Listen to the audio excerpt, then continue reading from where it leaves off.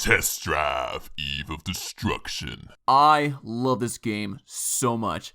I don't think I have this much excitement in a game where if I lose, I'm still having fun. If I get demolished or getting slaughtered out on the track, I'm still having fun. Why?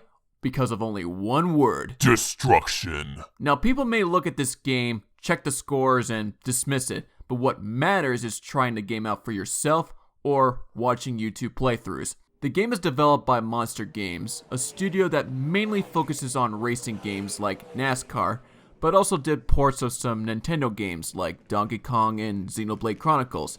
And Test Drive was published by Atari. Love 'em or hate 'em, but back then, they had a good catalog of hits back in the early 2000s.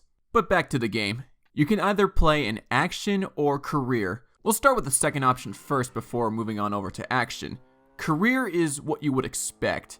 First, you are given a choice of names.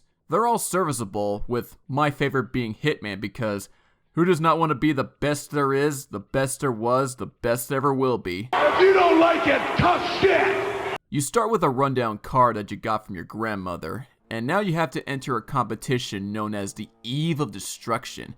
You can roam around the small space of land, but it's got some things that are very handy. From the start, there's a salvage yard that you can either buy or sell cars. Very handy if you want to either purchase a car at full price or trade in your used car for a lower cost. TJ's Diner is basically if you want to race other drivers for more money. Race against said driver with his friends and complete one lap. Very straightforward. And the roads that lead you to the tracks. But once you start leveling up in the ranks, you'll unlock more locations and drivers at TJ's, the garage being one of them. You can upgrade your car or give it a new paint job. Not only can you give your car a new coat of paint, but you can also spray paint whatever you want to put on, and I do mean anything, with limited spacing in some areas. Overall, it's a serviceable size and does not need to be open world. Plus, if you don't feel like traveling to the next location, you can always fast travel to said area. Getting back on track when you start your first Eve, you'll have a choice in racing against somebody. You finish the mini race and you'll earn reputation points. That'll unlock cars or tracks in action mode. If not, the Eve goes on. Just be careful if you think you can win by blazing through. There are times where there's an obstacle or wall or hill, and if you go really fast, you're screwed. So watch out for what's ahead. For the Eve itself, depending on which location you selected, you'll start out with whatever event comes first. Figure 8 jump, whip around, or shortcut. They won't show you what comes first, only after you get through the first contest. You start off with 3 matches, and the goal is simply to earn your way to first place. Simple. But is that all you need to do? No! They don't call the game Eve of Destruction for nothing. You also need to build a reputation to see how much damage you can cause to your opponents, and I mean ramming and slamming.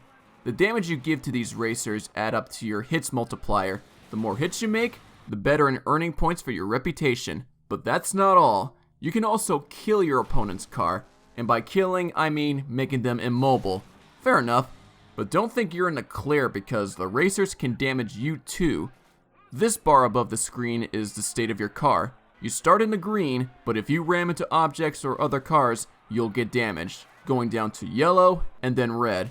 However, after every event, you do have the option of repairing your car, but keep in mind that the car cannot be fixed at 100%. And repairing the car itself can be expensive, especially when earning more valuable ones later on. So think about starting your next event, and is it worth it to repair all or some of the car? Or is it worth it to wreck your car even further? You do have the option of skipping an event, but that could be a double-edged sword. So look at the rankings before doing something hasty. Don't think that every race you participate in that you should be coming at it first. It shouldn't. Every race has a different outcome. Sure, the names change for each Eve you go into, and you can't tell which car that they're in that they're driving. So every time you finish an event, check the rankings and see how well everyone is doing. When you do win, not only you'll receive a cash prize, but all the hits and kills get added up to your reputation. So you won your first Eve. Now it's time to go back in there and complete another Eve. I recommend repairing your car back at home because it's cheaper that way.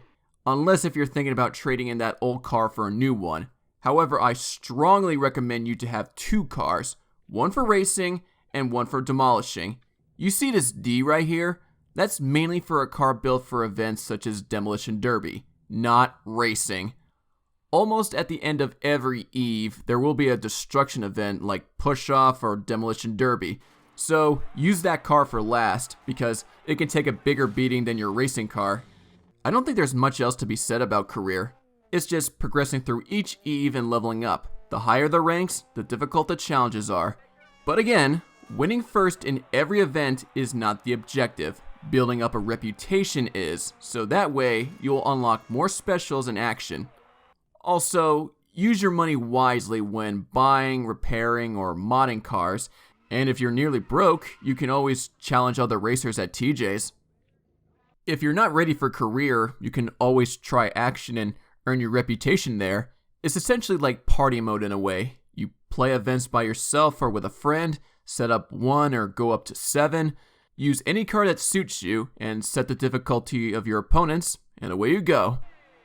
To be honest, I haven't tried out action first and then go over to career, so I can't be too sure if the places that you want to pick are available at first. I do know that your reputation carries on over from playing in career. I believe the easiest way to earn a lot of reputation points is basically doing destruction events, a la Push-Off or Demolition Derby. There's also Dare as an added bonus. It's basically completing these tasks and you'll be rewarded. Plain and simple. So you start in action. You are given a selection of types, names, and paint jobs of a car. Plus, you can select whatever name you want to go as. There are 4 types of cars: compact, mid-size, muscle, and special. I always go with muscle cars, and I would select Gladiator because it looks cool and packs a hell of a durability. I forgot to mention about the 3 key factors in choosing a car because this applies to both in career and action: speed, handling, and durability. Speed is how fast a car can go, handling is about if a car can make a tight turn, and durability is how much strength a car has and can it withstand getting hit. Once you've selected your car and name, pick a location you want to do your even, select how many events you want to hold, and the difficulty of your opponents. Each location has a different feel of track. For example, a jump race track in Dundas will be completely different in Gilroy, but not all locations will hold a same event. For example, Welsh can only do racing events, no Red Rover or Figure 8 or any destruction events, which sucks. But I do believe every other location will hold most events. Also, you don't have to worry about your car being in the red. The next event you selected, all the cars are instantly restored. Speaking of events, let's get into them now.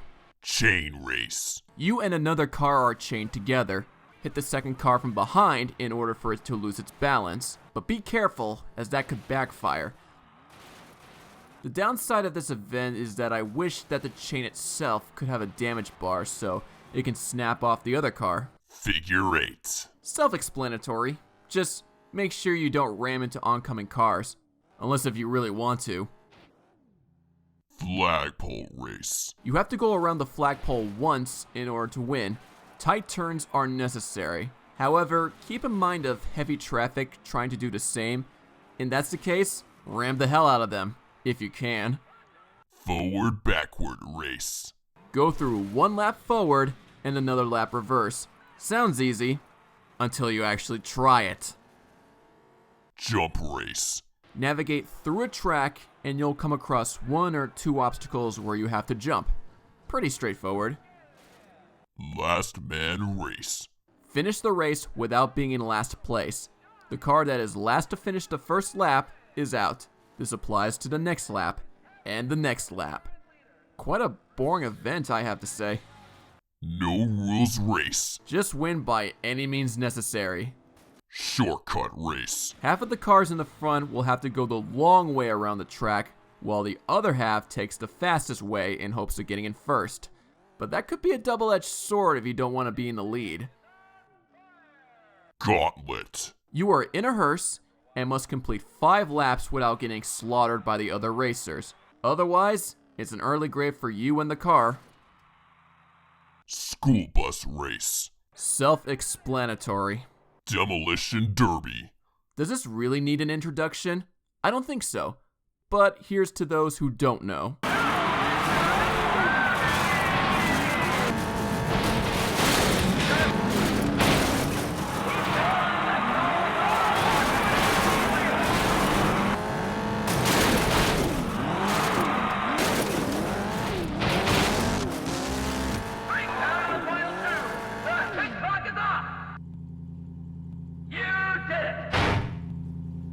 And now you know.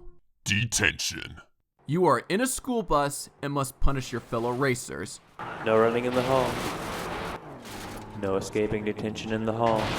Detention for you. Your parents will hear about this one.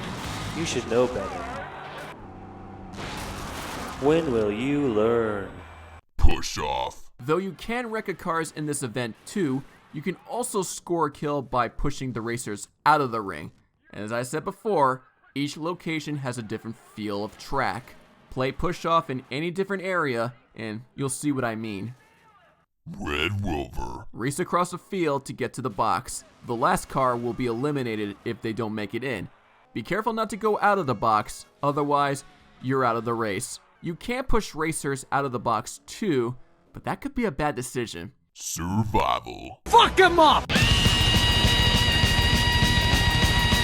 Wrangling.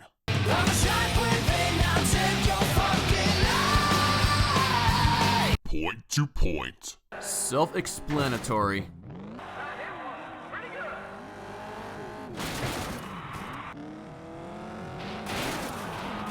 Stop and go race.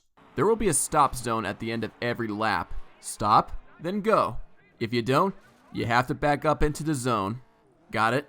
Suicide race. Half of the racers will be on the right side of the track, while the other half are on the wrong part of the track. Just try not to get hit, if you can. Trailer race. Like chain race, but with a trailer, you can ram your car into a trailer, and there's a good chance for said trailer to come off, making the racer unable to continue on. Just be careful when ramming. Whip around race. Like suicide race, but finish one lap, and you have to make a sharp turn to race around the opposite side of the track. Again, watch for incoming traffic. You sick people. Figure 8 jump race. My personal favorite event. Like figure 8 race, except you have to jump over the middle part of the track. Careful when doing so, otherwise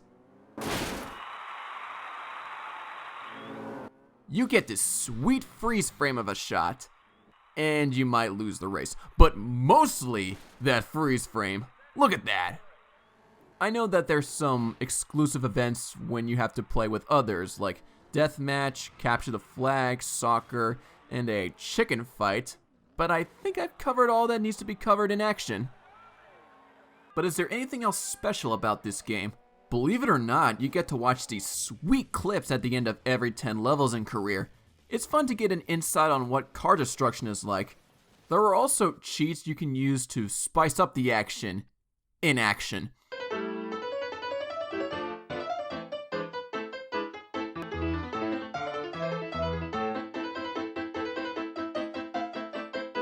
But you have to unlock certain requirements to do so. And let's not forget about that soundtrack. There's not a lot of tracks to listen to, but it's enough to have these songs ingrained into your mind. The only issue I have with the game is that some of the stuff I see doesn't look right to me. Like this train right here. Come on, I've seen better models in train simulator games, and the crowd itself is, rather flat. But everything else, I don't have much of an issue with. If I do, it's mostly because of my stupidity. And that's Test Drive Eve of Destruction. Underrated as all hell. Love how the game plays, the way the cars look, and how they're messed up when they're crashed a lot. Career may be repetitive at times with how you start with a small race before moving on to the Eve. Not much else to do in the small hub world except race, buy, sell, customize, etc. But that's what you need in order to know what to expect and become a better driver. The soundtrack is ball-busting, tank-tackling hard rock. And the announcer during the events, my God, is he having fun doing his job, saying all the names of the racers and plugging in advertisements. He does a good job in this game. Just make sure you don't hit a wall or a dead car. He will mock you for that.